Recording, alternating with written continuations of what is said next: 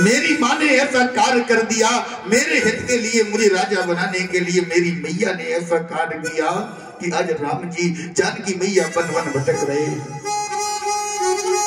मैया मेरी बात पर तुझे विश्वास तो होगा नहीं, लेकिन फिर भी मैं तुझसे कहना चाहता हूँ मैया, मैं तेरे चरणों की सौगंध खाकर कहता हूँ, राम जी के चरणों की सौगंध खाकर कहता हूँ मैया, अगर राम जी को वन भेजने में ये सारा जो भी कृत्य हुआ, मेरी मैया ने अपनी नीचता से जो भी कृत्य किया, इसमें अगर मेरा जरा भी संलिप्त हो, मैं अगर जरा भी, मेरा विचार जरा भी संलिप्त हो मैया, तो ये भरत का शीश अभी यहीं खड़े खड़े धड़ से अलग हो जाए। भरत अब इस जीवन में रहना नहीं चाहता, भरत अपने प्राणों का त्याग करना चाहता है। 28 प्रकार के पाप गिनाए भरत जी ने। मैया जो पाप गुरु पत्नी के संग गमन करने पर लगता हो, वो पाप ये भरत लेने को तैयार है। जो पाप अपने माता पिता की आज्ञा न मानने पर लगता हो, वो पाप मुझे लेने, ये भरत लेने को तैयार है। अगर भरत का जरा भी 1% भी संलग्न मैया के साथ हो, इस विचार में भरत का संलग्न हो,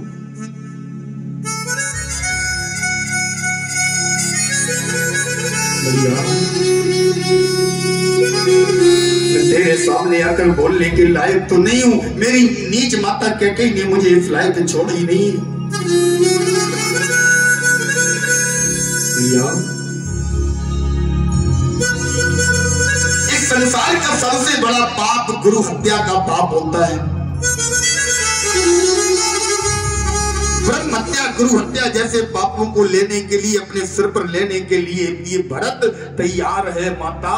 बस यदि एक भी बार मेरे मन में ये विचार आया हो कि राम के स्थान पर मुझे अयोध्या की गद्दी मिल जाए माता,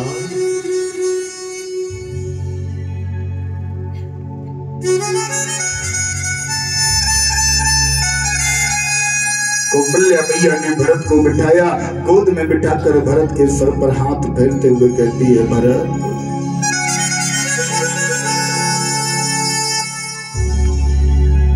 एक बार सूर्य पूर्व की बजाय पश्चिम से उदय हो सकता है, एक बार मछली बिना जल के रह सकती है, लेकिन राम के बिना भरत, राम के लिए षड्यंत्र रचे वो भी भरत, इस बात पर मैं कभी विश्वास नहीं कर सकती, कदापि विश्वास नहीं कर सकती। राम भरत, अरे ये विधाता की करनी है, विधाता का लेख है। भरत तुम इसमें कोई कितना भी कहे, पूरा अवध इस बात को कहे कि भरत ने राम के लिए षड्यंत्र रचा, भरत ने राम के लिए ये सब किया, लेकिन भरत, मैं कौशल्या तेरी बड़ी माँ इस बात को कदापि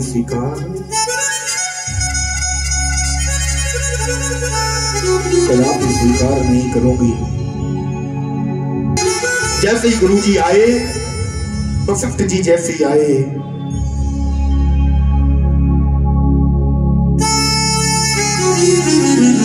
भरत भैया गुरु जी के सामने जाकर बैठ गए, बोले गुरुदेव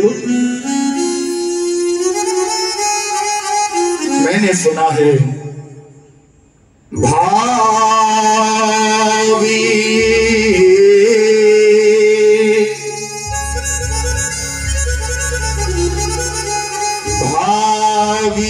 में सके हो त्रिपुरारी। गुरुदेव मैंने सुना है किसी भी प्रकार का कोई भी संकट, अकाल मृत्यु संकट, कोई भी संकट आने वाला हो, भोले बाबा में इतना सामर्थ्य है, वो मेट सकते हैं।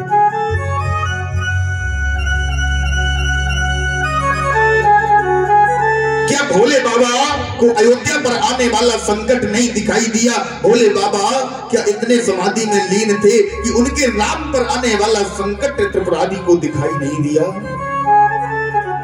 क्या अयोध्या का संकट भोले बाबा से नहीं मिटाया गया? गुरुदेव की आंखों में आंसू आ गए। गुरुदेव बोले, भरत सुनो भरत भावी प्रबल, बिलख कहो मुनिनाथ, हानि लाभ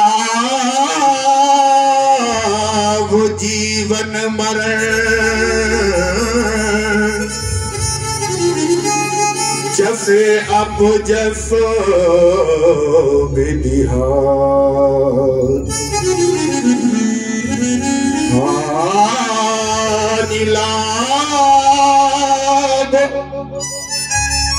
जीवन मरण, जसो अब जसो विधिहार।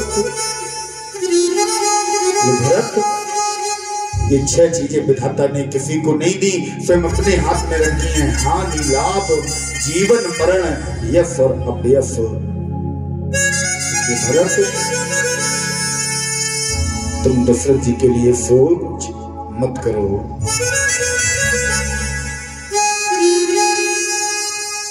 आज भरत भैया ने गुरुदेव की आज्ञा से दशरथ जी का अंतिम संस्कार किया।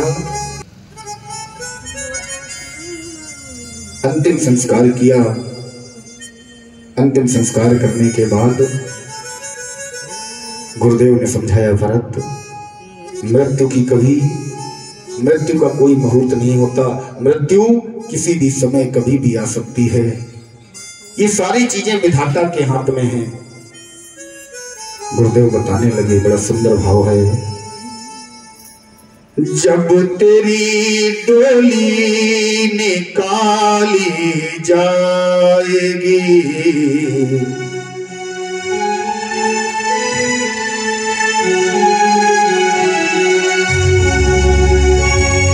जब तेरी डोली निकाली जाएगी, बिन मुहूर्त के उठा ली जाएगी, बिन मुहूर्त के उठा ली जाएगी।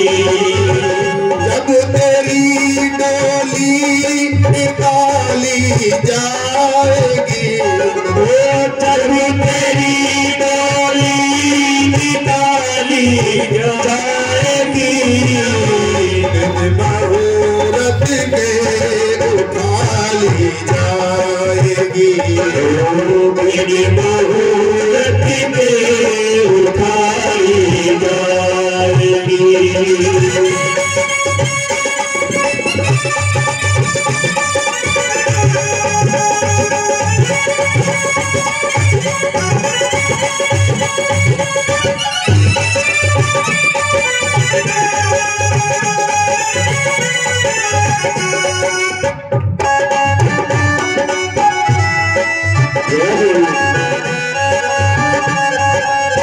उन्हें हकीमों ने कहायो बोल कर, उन्हें हकीमों ने कहायो बोल कर, करते थे किताबें खोल कर, करते थे किताबें खोल कर, ये घड़ी हर किसी न खाली जाए, ओ ये घड़ी हर किसी न खाली जाएगी।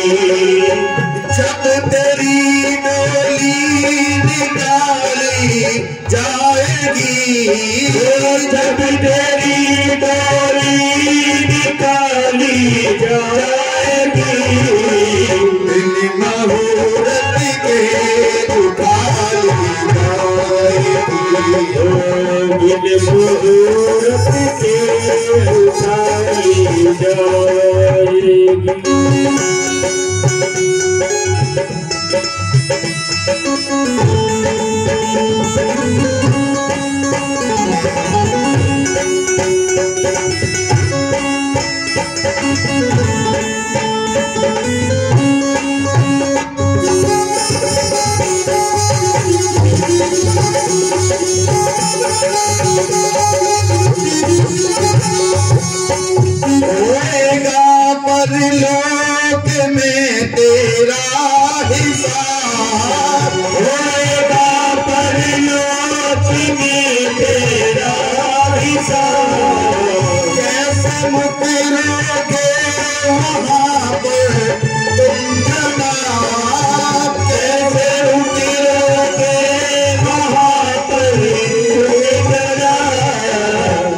कहीं तेरी कनाई जाएगी, जब कहीं तेरी कनाई जाएगी, जब तेरी डोली निकाली जाएगी, जब तेरी डोली निकाली जाएगी, बिन मुहूर्त के उठा ली जाएगी,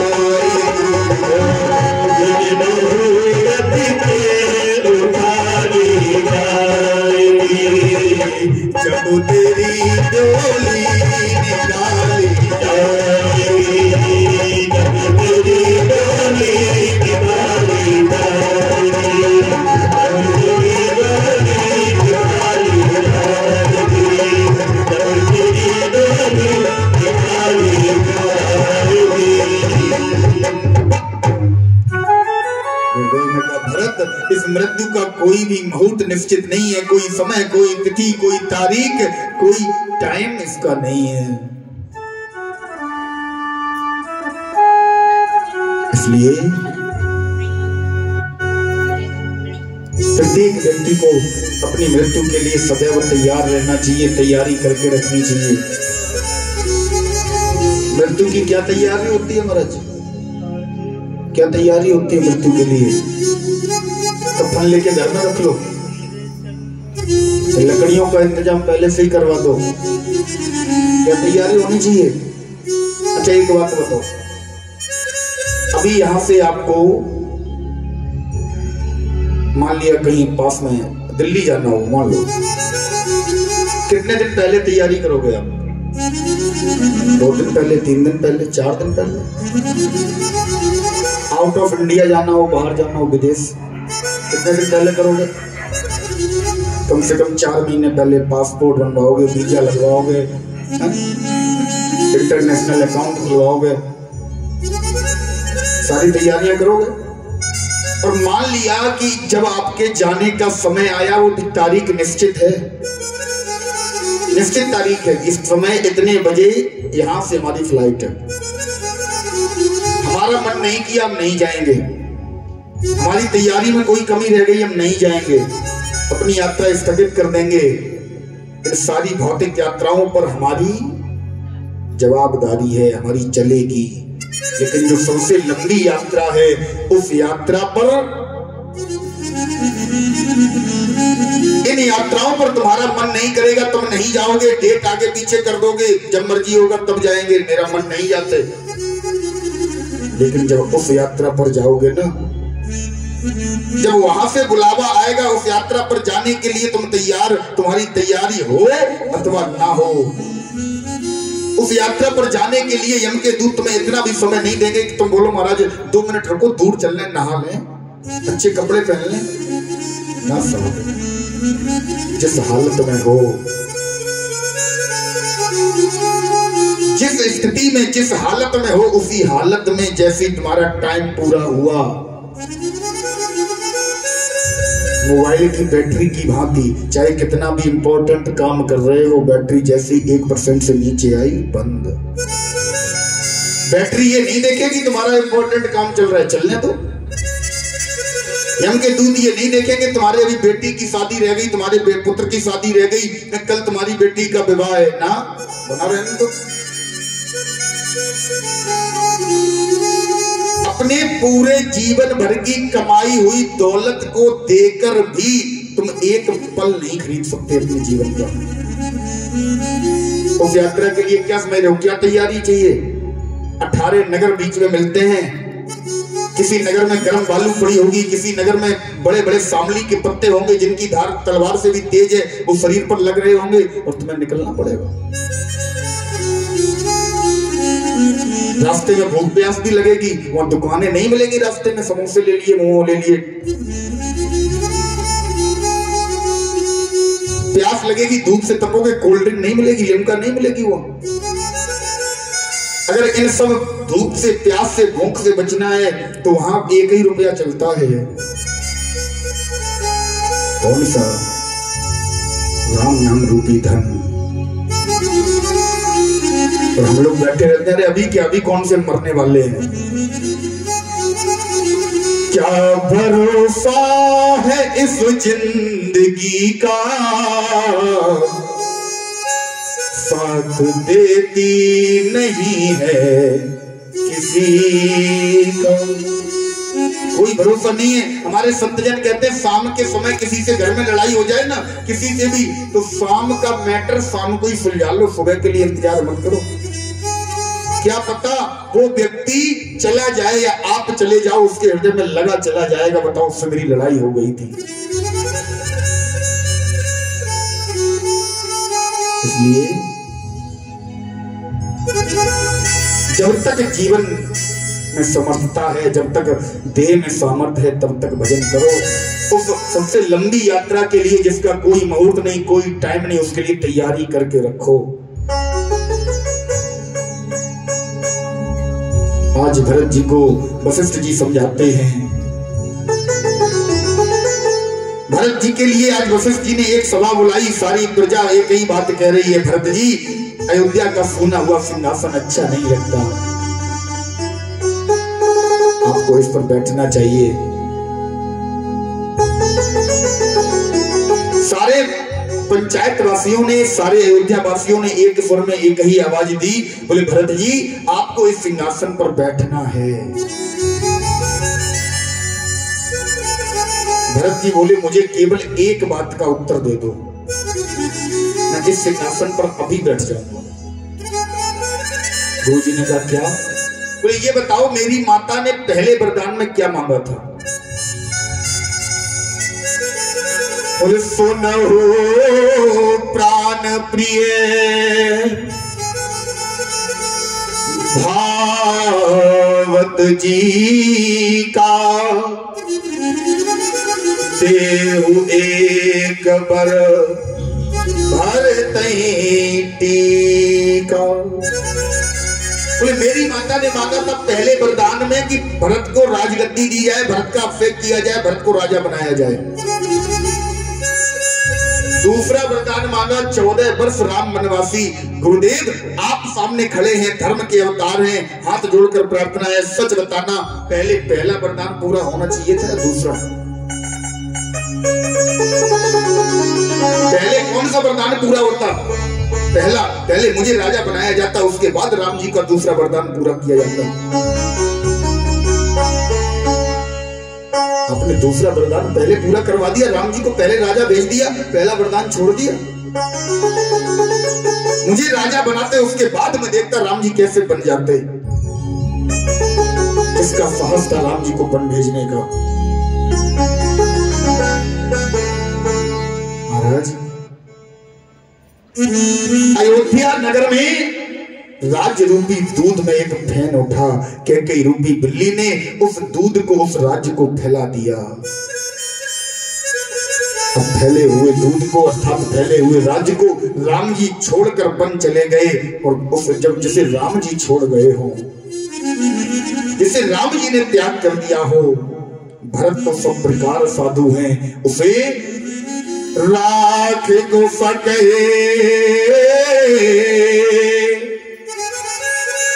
राम कर द्रोही। राम जी ने जिसे छोड़ दिया हो, राम जी ने जिसका त्याग कर दिया हो, उसे फिर कोई अपनाने वाला नहीं है। भरत जी ने गुरुदेव से हाथ जोड़े, बोले प्रभु हे गुरुदेव मेरी माता ने मेरे ऊपर कलंक लगा दिया है, मेरी माता ने मेरा जीवन पूरा वैसे ही कलंकित कर दिया, मुझे एक मौका दे दो जिससे कि मैं अपने जीवन की सबसे बड़ी भूल सुधार सकूं। महाराज आज केवल मुझे एक ही बात मुझे भा रही है, मैं एक बार राम जी के पास जाऊंगा, राम जी से प्रेम बस हाथ जोड़कर उनके चरणों में विनती कर उसके दंड के बदले में राम जी मुझे कुछ भी प्रदान करें, मैं सारे दंड सहने को तैयार हूं। हम सारे राम जी को मनाने के लिए जाएंगे। जैसे ही राम जी को मनाने की बात सुनी, सारी प्रजा भरत जी की जय जयकार करने लगी। बोली वाह रे भरत, हम तो सोच रहे थे इसमें भरत का संलग्न है। महाराज गोस्वामी बाबा लिखते हैं, तुम भरत सम विधि साधु, भरत प्रत्येक प्रकार से साधु हैं।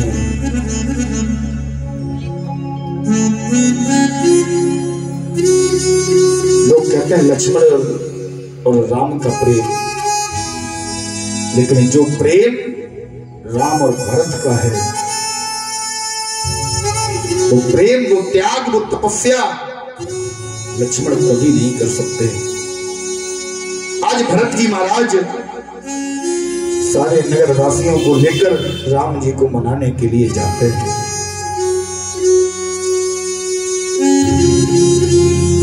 इधर चित्रकूट में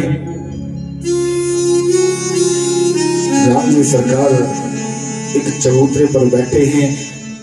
बाम भाग सोवित जग जननी, जानकी मैया बैठी हैं, लक्ष्मण जी चरणों के पास हाथ जोड़कर बैठे हैं।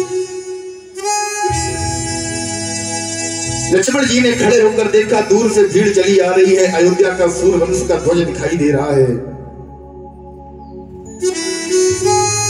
चमक कर खड़े हुए, बोले भैया मुझे लगता है भरत अपनी सेना लेकर हमें यहाँ पर मारने आ रहा है, हमसे युद्ध करने आ रहा है। राम जी जानते हैं मेरा भरत किस लिए आ रहा है। महाराज भरत जी पहुंचे,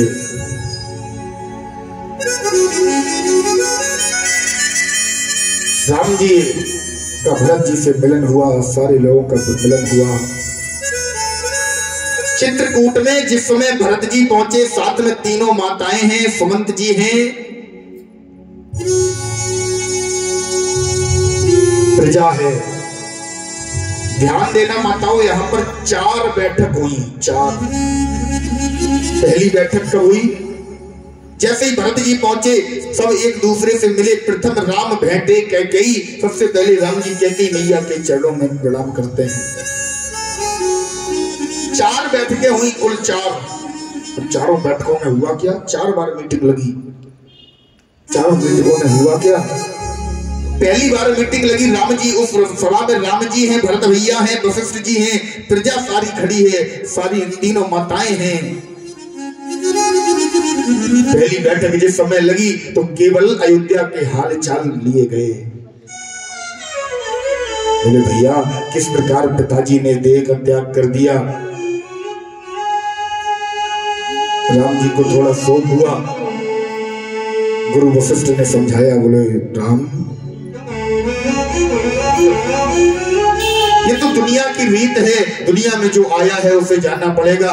तुम्हें पिताजी के लिए सोच नहीं करना चाहिए। राम तुम्हें तो पता है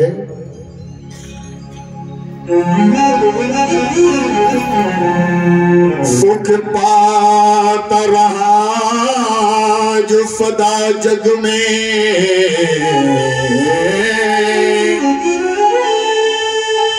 उसे अंत समय दुख पाना पड़ा। जो प्रत्येक समय सुख पाता रहा, उसे भी एक ना एक दिन दुख पाना पड़ता है। सुख पाता रहा जो सदा जग में, उसे अंत समय दुख पाना पड़ा। कोई फूल न बाग में ऐसा खिला, खिल कर के जिसे न मुरझाना पड़ा। आज तक इस संसार में जो भी आया है पछताया नहीं जो कभी कहीं, उसे अंत समय पछताना पड़ा। विधि का राम, विधि का यह अटल विधान रहा, जिसे आना पड़ा उसे जाना पड़ा।